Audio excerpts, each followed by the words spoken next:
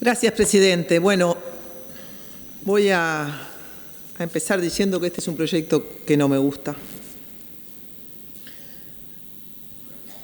Y no me gusta en varios sentidos. Y voy a mencionar detenidamente cada uno de ellos. En primer lugar, es un proyecto que la oposición,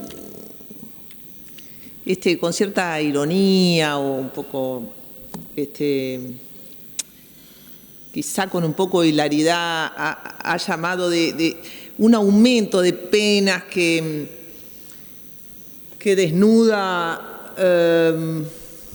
la verdadera política del gobierno en relación al tema de las drogas y el narcotráfico. Yo, en primer lugar, quiero desechar todo esto, porque en el periodo pasado votamos la ley de regulación de la cannabis, que solo contó con los votos del Frente Amplio y fue una ley destinada a darle un enfoque al tema de las drogas y el narcotráfico radicalmente distinto del enfoque prohibicionista que de alguna manera hereda América Latina, que es un continente productor de drogas, derivado del paradigma prohibicionista de los Estados Unidos, que pretendía defender a sus consumidores. Pero más allá de que creo que la política que ha seguido al gobierno en este tema ha sido muy, sobre todo en el periodo pasado, muy audaz, muy propia, muy creativa, y que está en línea con lo que está haciendo Colombia, con lo que está haciendo México, con lo que está en línea con un entendimiento muy distinto del que se ha hablado acá sobre el tema de las drogas, no puedo dejar de reconocer que este proyecto abona en el terreno de la inflación punitiva, es decir, del aumento de penas. Y la verdad que la evidencia empírica que tenemos sobre el aumento de penas que se produjo especialmente durante los años 90, muestra que el delito siguió produciéndose y aumentando. A pesar de que nosotros aumentamos penas, pero un montón, en varios campos. Entonces, la evidencia empírica indica que el aumento de penas no reduce el delito, produce además algunos efectos adicionales, como el hacinamiento carcelario. Y sí, los delincuentes son seres humanos, también tienen derechos humanos, También. No es que toda nuestra legislación esté destinada a proteger a los delincuentes, pero la idea es que nosotros, quien comete un delito solo está cercenado respecto de algunos derechos, no de todos. Así que desde el punto de vista de la evidencia empírica, yo creo que la inflación punitiva no sirve para nada, señor presidente, lo voy a dejar dicho así con todas las letras. En segundo lugar, tengo un desacuerdo filosófico, valorativo, profundo sobre esto, independientemente de la evidencia empírica, y es que la cárcel es la última solución, ¿no? Porque la vida y la libertad son los derechos naturales. Acá está lleno de abogados, toda nuestra teoría del derecho positivo viene de la teoría del derecho natural, así que los derechos naturales, la libertad y la vida son los derechos naturales y la base del derecho positivo más importante, y la cárcel está siendo implementada no como último recurso, sino como primero, sobre todo en América Latina, donde el uso y el abuso de la prisión preventiva ha llevado a que el 60% de la población carcelaria, señor presidente, sea población carcelaria sin sentencia, violación a los derechos humanos reconocidos por todas Naciones Unidas en nuestro país y en el resto de nuestros países. En tercer lugar, tengo un desacuerdo jurídico. Me parece que si estamos discutiendo un código penal no nos podemos pasar aumentando penas acá y allá. No era que estábamos discutiendo un código penal integral. Discutimos el código del proceso penal, lo aprobamos. La idea era que tuviéramos una visión integral respecto del código penal y no proyectos que van siendo, y acá viene mi cuarto desacuerdo, que es político, señor presidente, van siendo un poco aprobados también al grito de la tribuna, ¿no? ¿Y por qué digo esto? Porque me parece que una ley es solo una parte de una política pública, ¿no? La ley es una parte de una política pública. Ahora, para aquilatar una política pública, señor presidente, hay que evaluarla. Y hay que evaluar las consecuencias anticipadas de la política pública que se inicia con la aprobación de una ley. Sobre esto, todos los que han tomado el curso o no que se da aquí en el Parlamento, ya no recuerdo cómo se llama, pero bueno, Gerardo Caetano y Oscar Sarlo hicieron un manual de práctica parlamentaria. ¿Y qué dice el manual de práctica parlamentaria? Señor legislador, antes de aprobar una ley, piense en las consecuencias que la política pública que se instala como consecuencia de la aprobación de la ley va a tener en la población.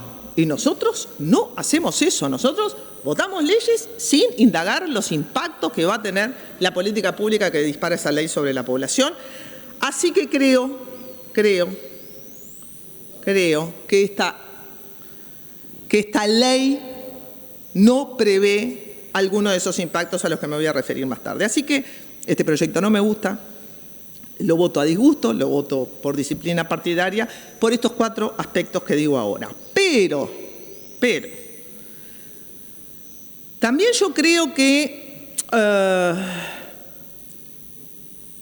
el gobierno ha tenido lo que se llama una política dual en materia de drogas, es decir, una política por sustancia. Entonces, respecto de la marihuana, tenemos algunas cosas y luego, respecto de otras drogas, otras. Pero lo que primó en realidad, y me parece que es el espíritu político que anima a la izquierda en relación con este tema de las drogas, es que nosotros tenemos que proteger a los consumidores, nosotros tenemos que tener una regulación sanitaria y nosotros tenemos, además, un recorrido como países, además, ejemplares en América Latina en este sentido.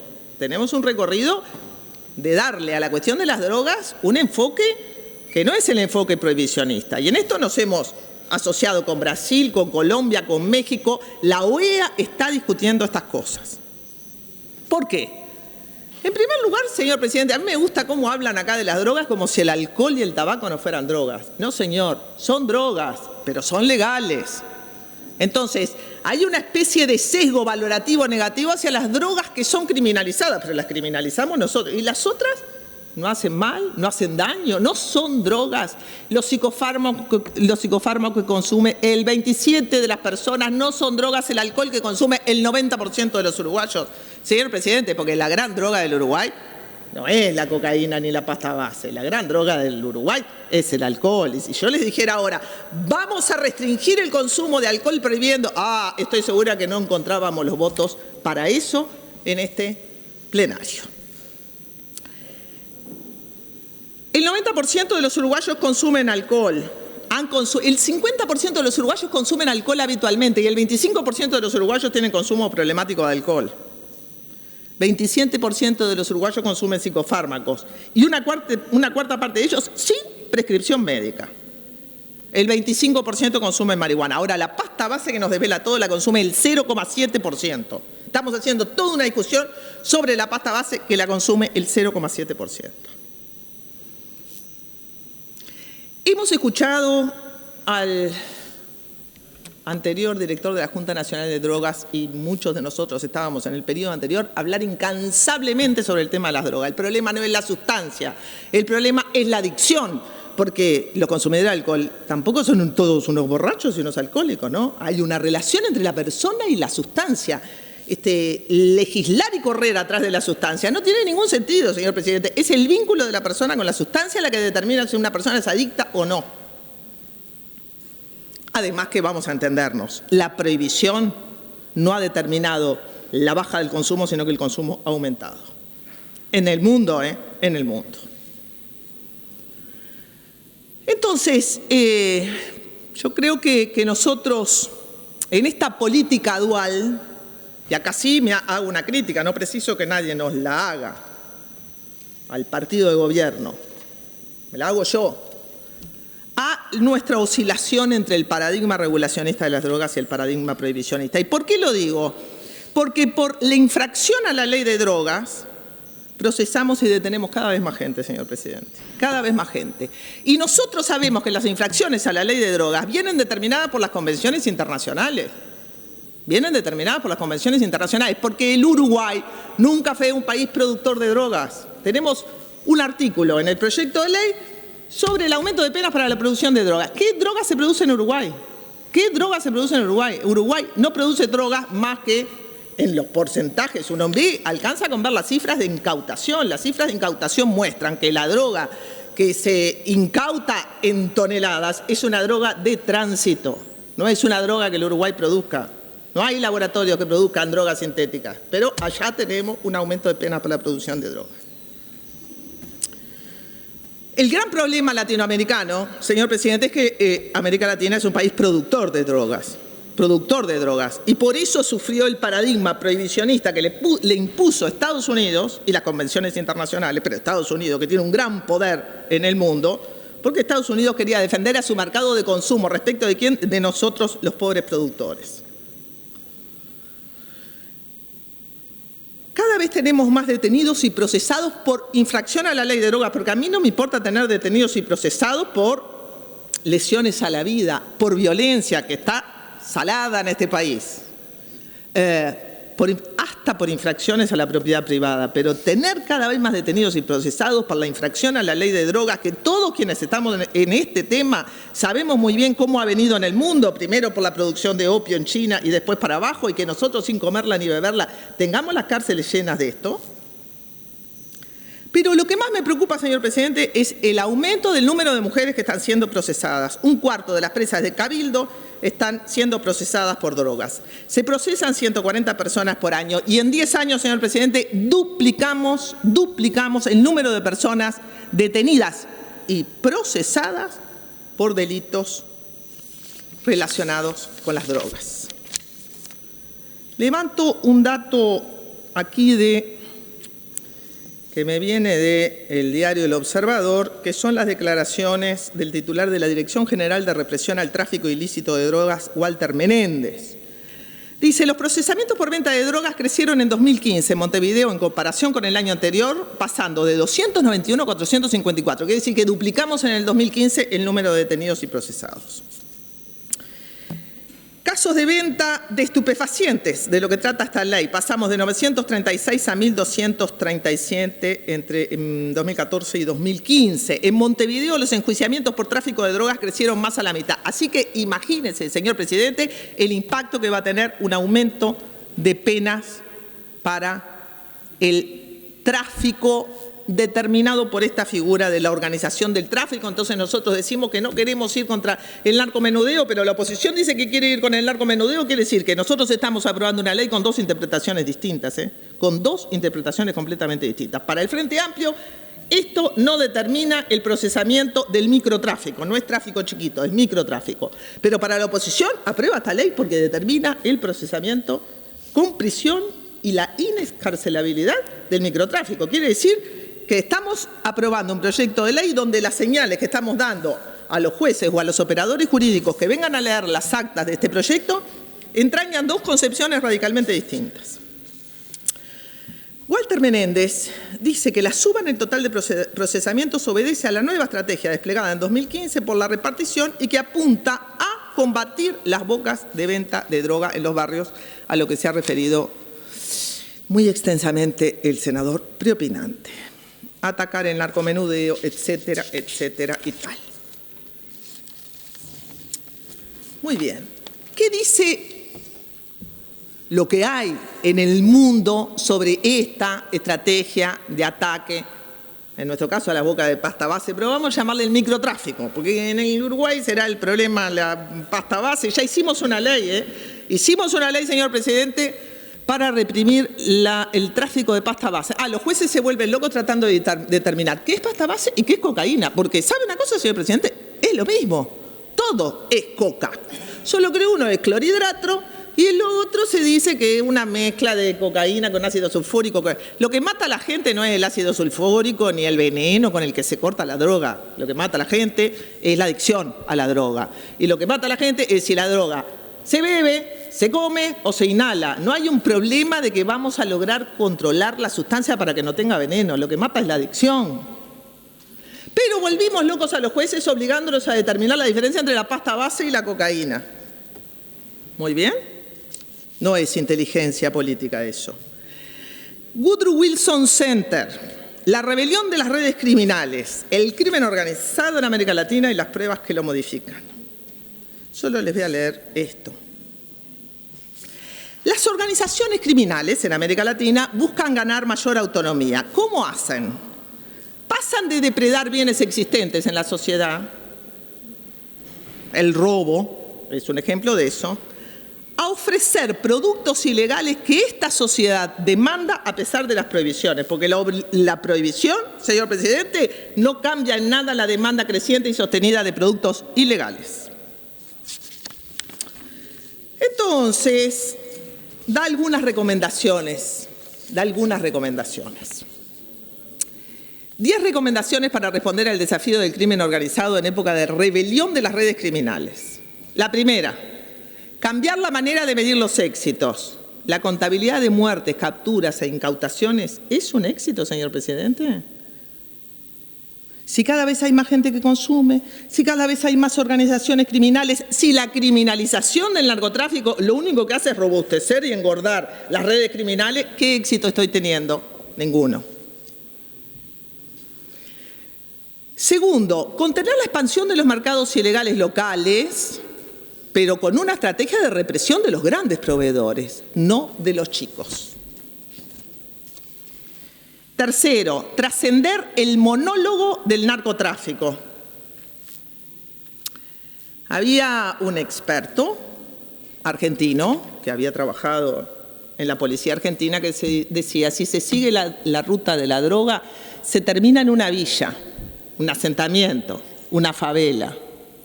Si se sigue la ruta del dinero, se termina en la política, se terminan los jueces, se terminan las altas esferas de la sociedad. Son dos rutas que nos llevan a lugares muy distintos, señor presidente, muy distintos. Así que yo quiero terminar en la ruta de arriba, porque el pescado muere por la cabeza, no quiero terminar deteniendo mujeres y menores, señor presidente, y menores, porque estamos deteniendo muchos menores y muchas mujeres que son la punta de la cadena. La subalternidad social de este país. En cuarto lugar, y acá sí me voy a referir a algo que alguien dijo, llenar los vacíos de poder con institucionalidad. Alguien dijo, acá no entró la droga porque nosotros no se lo permitimos, igual que en Chiapas, ¿no? Igual que en Chiapas, mientras México estaba devastado por la droga, parecía que Chiapas estaba a salvo. ¿Por qué? Porque había organización popular de base. Señor presidente, la criminalidad se detiene con comunidad organizada, con empoderamiento, no con represión, porque la represión mina todavía más, si es solo represión, mina todavía más la poca organización social que tenemos en los sectores populares. Por supuesto, interrumpir el flujo de armas de las recomendaciones, de las principales recomendaciones, lavado de activos, tráfico de armas, narcotráfico y trata de personas, es el combo del crimen organizado, pero nosotros dale con el narcotráfico. Abrir espacios de ciudadanía en contexto de violencia es la última recomendación. Dice, el primer paso es reconocer a las comunidades como sujetos activos en la superación de la violencia y contención de la criminalidad. Los pobladores locales tienen un papel protagónico en la estrategia de seguridad, lo cual requiere superar el enfoque de ciudadano informante, el ciudadano buchón, e identificar y adoptar mecanismos de resiliencia e iniciativas que contribuyan a la reconstrucción del tejido social. Porque sí, señor presidente, ahí donde no hay Estado, ahí donde no hay políticas sociales, ahí donde no hay escuela, pensar en llenar ese vacío de Estado con represión es el gran error y el gran problema que han tenido las políticas de combate al narcotráfico en América Latina. En síntesis, ¿qué opino del proyecto de ley? Bueno, creo que es un retroceso con relación a la ley 19.172 de 2013. Creo que volver inescarcelable algunas situaciones de la vieja ley de drogas es más presión sobre el sistema penitenciario y todavía no sabemos qué vamos a hacer con esa política. Todavía no sabemos qué vamos a hacer con esa política porque también tenemos una discusión acá, a saber si las cárceles van a ser mecanismos de la rehabilitación de los ciudadanos o la gente va a salir peor de las cárceles. Ya pensar que internando a alguien lo vamos a sacar mejor es algo que deberíamos en principio cuestionarnos. Y con esto no me refiero a las cárceles, a la internación de los adictos, a la internación de los viejos, a la internación de los locos. Toda esa política de privación de libertad para todo aquello que nos cause un problema en la sociedad es una política de sacarnos los problemas arriba. Que vayan y que los internen. Sáquemelo de la vista, doctor. Sáquemelo de la vista, señor juez. Pero todo eso que producimos lo producimos nosotros mismos, no hay otra fuente de la que salgan los ciudadanos que no sea de esta misma sociedad chiquita, como se dijo acá.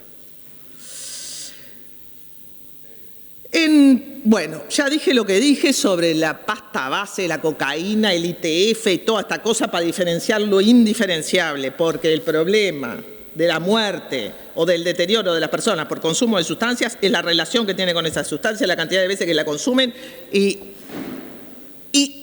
legislar por sustancia es lo peor que se puede hacer. En tercer lugar, señor presidente, las mujeres son procesadas tanto por el artículo 31 como por el artículo 34 de la Ley de Drogas. Así que aprobando esta ley así como está, nosotros no vamos a tener garantía de que las mujeres de las bocas de pasta base no sean procesadas.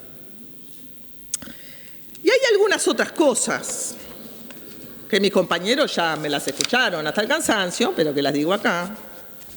La Junta Nacional de Drogas tiene la Estrategia Nacional para el Abordaje de Problemas de Drogas 2016-2020. Ese es el marco político.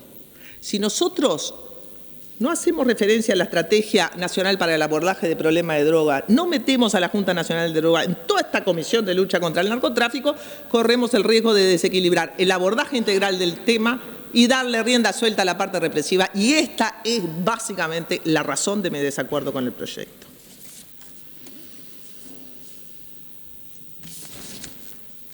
Acá hay un informe técnico sobre alternativas al encarcelamiento para delitos relacionados con drogas producidos por la OEA, señor presidente, por la OEA. Así que no es ningún partido de izquierda trasnochado y hippie el que hizo este documento. ¿Qué dice el documento de la OEA? De la OEA. Que la represión indiscriminada a través de la aplicación de medidas severas para la infracción al tráfico, la infracción a la ley de drogas recae sobre los eslabones más débiles. Que la utilización irreflexiva del derecho penal, muchas veces traducida en la proliferación de nuevos delitos, el aumento de penas, el encarcelamiento indiscriminado, aumenta la vulnerabilidad social. Que el derecho penal debe ser concebido como la más grave de las formas de reacción del Estado frente a comportamientos desviados y que en América Latina la cárcel se usa como primera y no como última solución. Dice cosas más duras todavía. Después le permito. Espere que estoy en plena escalada sobre estas cosas. Que el aumento o expansión de penas criminales en el campo de las drogas tiende a ser un indiferenciador de las conductas. Es decir, penamos toda conducta que tenga que ver con las drogas, ¿no? Al barrer. Aumenta la vulnerabilidad de los eslabones débiles del tráfico. Hay países donde los delitos relacionados con las drogas representan la primera o segunda causa de encarcelamiento de las mujeres. El Uruguay va camino de eso. Va camino de eso.